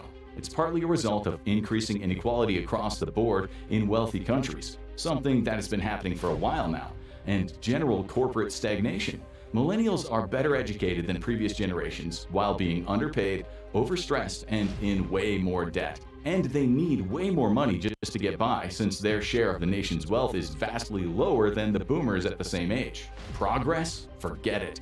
But the Federal Reserve has another theory on why millennials are spending less. They have less money. Millennials are not even getting the perks that were almost guaranteed just a few years ago.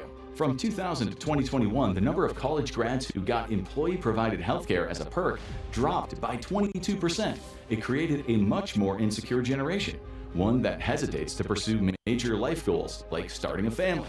Millennials are also part of the sandwich generation. That means that many are caring for both young kids and aging parents, and that adds even more stress. Part of this reason they are a sandwich generation is because they're waiting until they're older to have kids, to be able to afford to have kids. This is thanks to the very high cost of living in most of the West.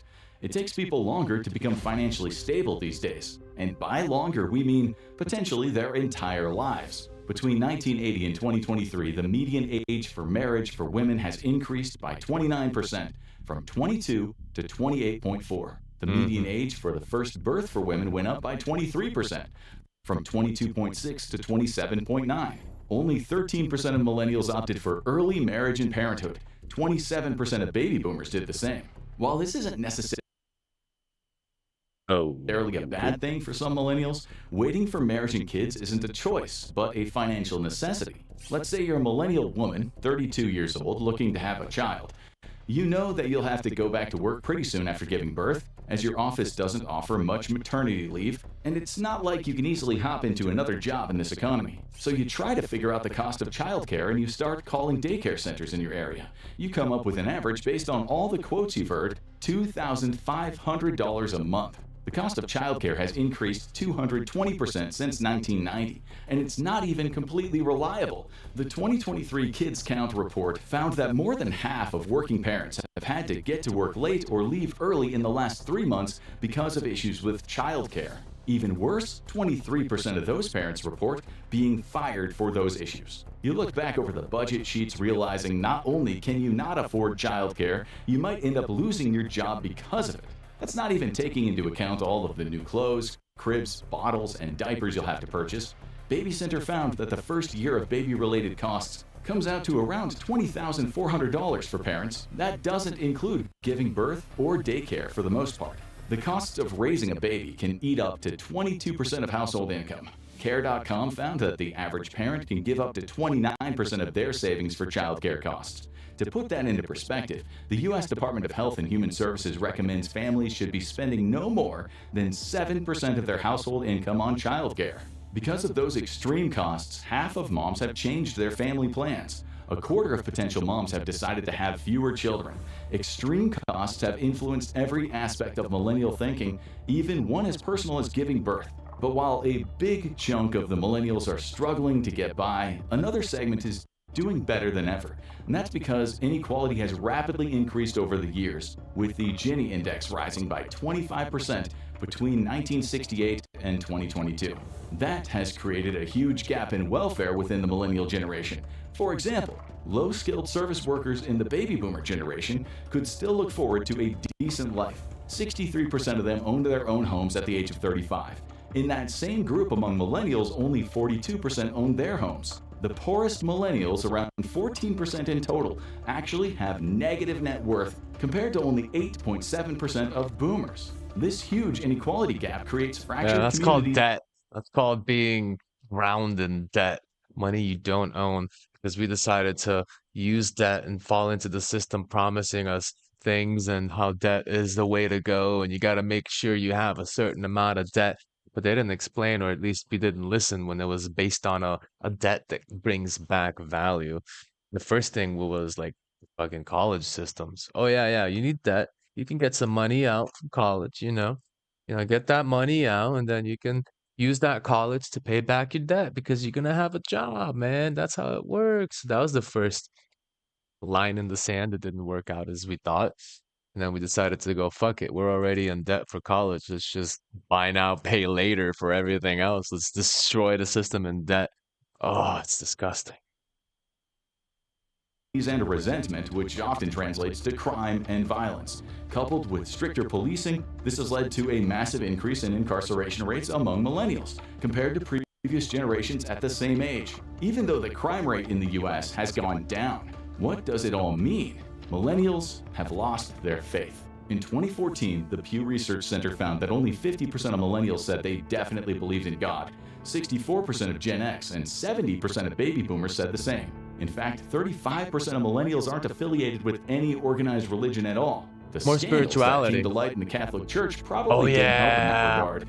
Dude, mega churches, people making money off of the people believing in the religion. Like, we saw all that.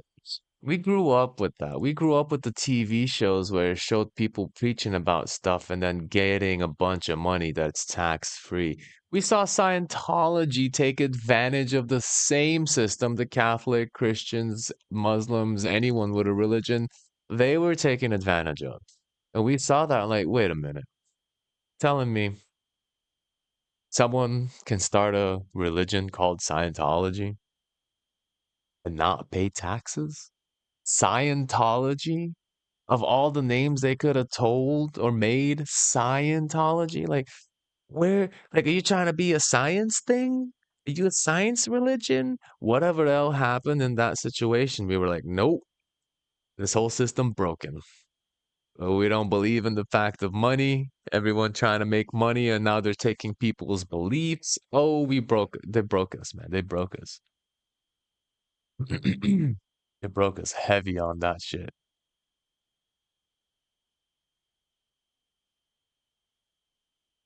Yeah, but the solution in Horizon is not to change things and better, it's to overwrite the need of humans, leaving them home, seeing it as a weight, then killing numbers, in my view. Well, it's really Black Mirror. If you've seen Black Mirror, that's what you're thinking of the concept, right?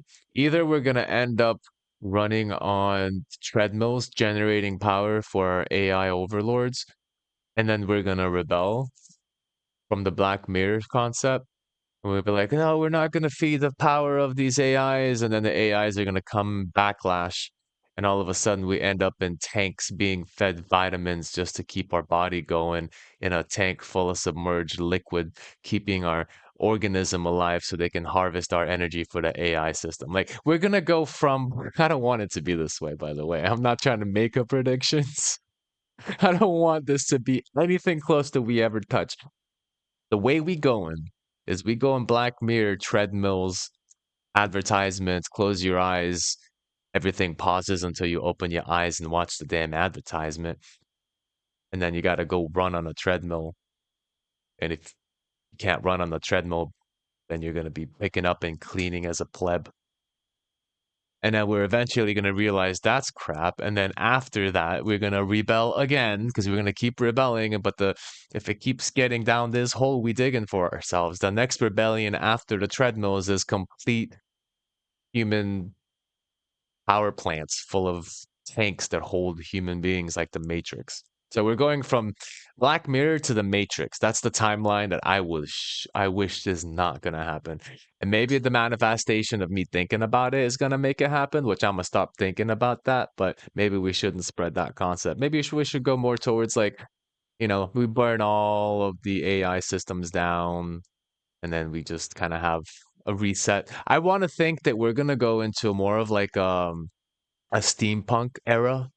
We're going to go into this use technology to benefit the land era, where we're not going to overburden ourselves with ideas and concepts that we're going to essentially suck the ground and energy with all this technology. We're going to take the technology that's best for us, gears, right? Steampunk level stuff. And we're going to exist like we can basically have a farm connected to Starlink and live off the land, produce from the land, nurture the land while still having the same technology we would in the city. Like that's what I'm thinking. We're all gonna go into this sort of like get away from the city, leave it all behind, go into a home in the middle of nowhere, get yourself a Wi-Fi signal, get connected, get some solar panels, completely detach, and then start your own community. And then we rebalance the system because we're so heavy on the cities and the huge corporate lifestyles that we've lost the sort of spread out community dominance that actually made us succeed. It's not us gathering together in one giant city that actually made us what we are as a civilization. That's what happened in Babylon. Everyone wanted to go to this Babylon Tower or whatever city, and we collapsed it because there were just too many people and too many opinions. We need to go more towards a smaller village level. We still have the technology to keep everything glued together, but we just need to be more in small communities. Human beings work better in small communities. Why are we constantly trying to make bigger and bigger communities? I don't understand. Human beings work better in small groups. It takes a village to raise a child, not a fucking city, you know? Ah, biostamp about surgery solution veil.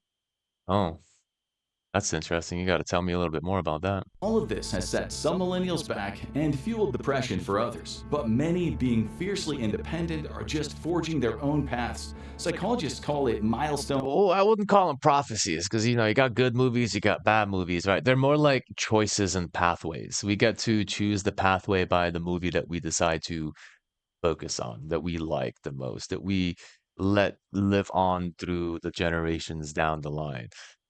In a way, that stupid movie Civil War, it's on the minds of a lot of people ever since it came out.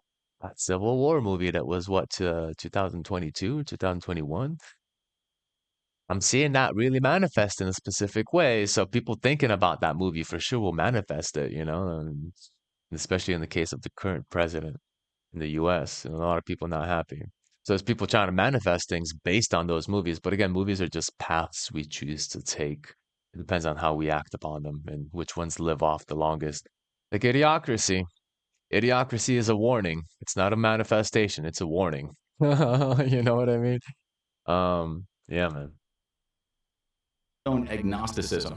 Many millennials don't believe that there's a certain age by which they should have gotten married, started a business, or finished education. People are getting married in their 40s, they're going back to school in their 30s, or completely changing career paths at multiple points throughout their lives. And this doesn't scare them as much as it might scare other generations. That might be because millennials came of age during terrorist attacks, international recessions, and one of the worst job markets in recent history. So there is nothing this world could throw at them that they haven't seen some. And then baby boomers and other people would be like, oh, get over it. It's in the past. Oh, you're so focused on making excuses about the war that we went in for no reason and about the crash of the market that we didn't have to have because the responsibility of the bankers decided to not be as good as the risk management as they should have been. And we had to bail them out and cause inflation. Oh, that's in the past. Don't stop making excuses. Like, that's the kind of fucking bullshit that they be doing, man.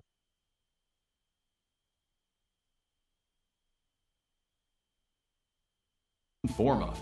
But it also could be because, according to the same Solston data, millennials also scored the highest of any generation on the trait labeled as actions. Solston uses that to assess a person's openness to new experiences, which will serve millennials well when they have to deal with the future novel reality of never being able to retire. There it is. The silver lining is that, according to a 2015 study by American University, speaking about mental health issues has been normalized in the millennial generation. Since they grew up hearing about anxiety, depression, and eating disorders, they're much more willing to talk about their problems to their friends or with a therapist. And let's face it, that's something they'll... I don't trust therapists. I don't trust therapists. I trust close friends that potentially can tell you the facts up front, knowing you truly who you are. Therapists are just paid to basically put you on a specific path. They're not there to know you exactly. They're not there to basically align you in the right direction. I mean, not even the right direction. The right direction is based on what society thinks that direction is. That's why I don't trust them. They're going to align you to the direction that the society needs you to be in. They get paid by those people to be a productive part of society. So I don't trust therapists. I don't trust psychologists. I don't trust medicine. I trust people that know me. They can tell me, hey, you've been like this lately. You know, you need to figure out what's going on with this. And I'm open enough mentally to be able to observe myself in the future based on what they say and what they let me know. If people aren't open enough to figure themselves out, paying a therapist is not going to help because that's just going to put you in the wrong direction. Need. If you want to see how millennials fit into the bigger picture and how every generation got shaped differently, check out Every Generation Explained in 10 minutes. All right, well, that's that for that. Oh, I think I'm gonna call it here. I gotta get ready. I got some adjustments I have to make to a database system. There's some pieces that I have to adjust for the recent POS that I did. So I appreciate you, Mastro, for coming in. Hohenheim, I think that's how you say it. If I butchered it, I'm sorry. If I did a good job, I don't know how I did that. But I appreciate you coming by. I'm gonna see how I manage these because apparently, I don't know, man. Last night I was doing these and I had a pretty decent.